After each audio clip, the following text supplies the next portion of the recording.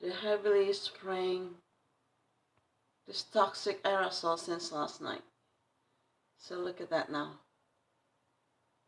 So smoky,